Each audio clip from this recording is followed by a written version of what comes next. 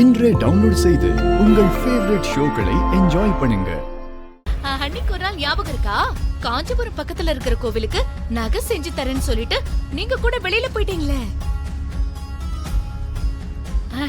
அப்போ இசை தானே அந்த நகைய இதே கபோர்ட்ல இருந்து எடுத்து கொடுத்தா. அப்போ இசைக்கும் உங்க கபோர்டோட சாவி எங்க இருக்குன்னு தெரியும்ல, அப்படிதானா நீ?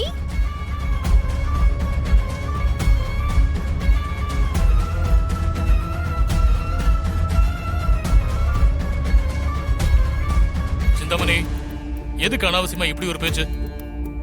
எந்த நேரத்துல எதை முடிச்சு போட்டு பேசுற? இதெல்லாம் தப்பு. அத்தை, இப்ப நீங்க என்ன சொல்ல வரீங்க? கொஞ்சம் தெளிவா சொல்லுங்க. பொதுவாக என் மனசுல தோணுது சொன்ன.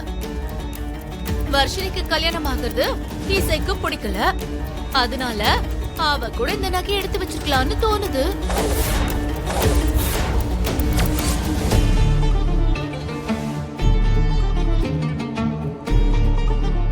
சிந்தாமணி, போதும்.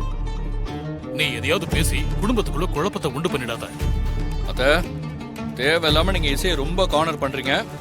ராகவ், இதெல்லாம் அவங்க பேசுறது இல்ல, யாரோ தூண்டி விட்டு பேசுற மாதிரில பேசுங்க பேசுங்க. எதுக்கு இப்போ ஆளுக்கு என்ன திட்டிட்டு இருக்கீங்க? என் மனசுல தோணுது நான் சொன்னேன், அது பெரிய தப்பா? அது எப்படி?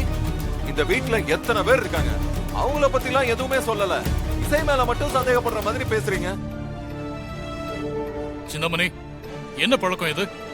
ஒத்தாம் பொதுவா இந்த மாதிரி இசையை பத்தி தப்பா பேசக்கூடாது. எந்த காரணமும் இல்லாம இசை மேல பழிய போடணும்னு எனக்கு என்ன விருப்பமா என்ன? சிந்தாமணி, என்ன பழக்கம் இது? ஒத்தாம் பொதுவா இந்த மாதிரி இசையை பத்தி தப்பா பேசக்கூடாது. எந்த காரணமும் இல்லாம இசை மேல பழிய போடணும்னு எனக்கு என்ன விருப்பமா என்ன? நடு வீட்டுக்குள்ள இவ்ளோ நகை காணாம போயிருக்கு, அத ஜாலியா வேடிக்கை பார்த்துக்கிட்டு நான் அமைதியா இருக்கணுமா? என் மனசுல பட்டதை நான் சொல்லுவேன்.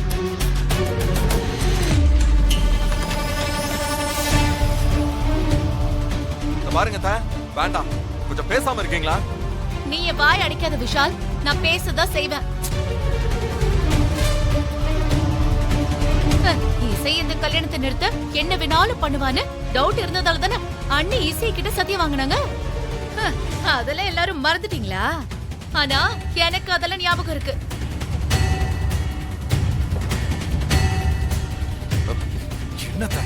அதெல்லாம் யோசிச்சுதான் இப்படி ஒரு சந்தேகத்தை சொன்னேன். மத்தபடி எனக்கு என்ன இந்த இசை கூட ஏதாவது தனிப்பட்ட விரோதமா இருக்கு? எல்லாரும் கொஞ்சம் அமைதியா இருக்கீங்களா? கல்யாண நகை காணாம போயிடுச்சேன்னு நானே பதட்டத்துல இருக்கேன். நீங்க என்ன ஆளாளுக்கு சண்டை போட்டுட்டு இருக்கீங்க? அண்ணி, நீங்க என்ன தப்பா நினைச்சாலும் பரவாயில்ல, ஏன் மனசுல பட்டதை நான் சொல்லிடுவேன். எனக்கு என்னமோ இந்த இசை மேலதான் டவுட் இருக்கு. அவதான் இந்த கல்யாணத்தை நிறுத்த தேவையில்லாம ஏதாவது ஒண்ணு பண்ணிருப்பான். எதுக்கும் நீங்க கொஞ்சம் ரூமுக்கு போய் செக் பண்ணுங்க.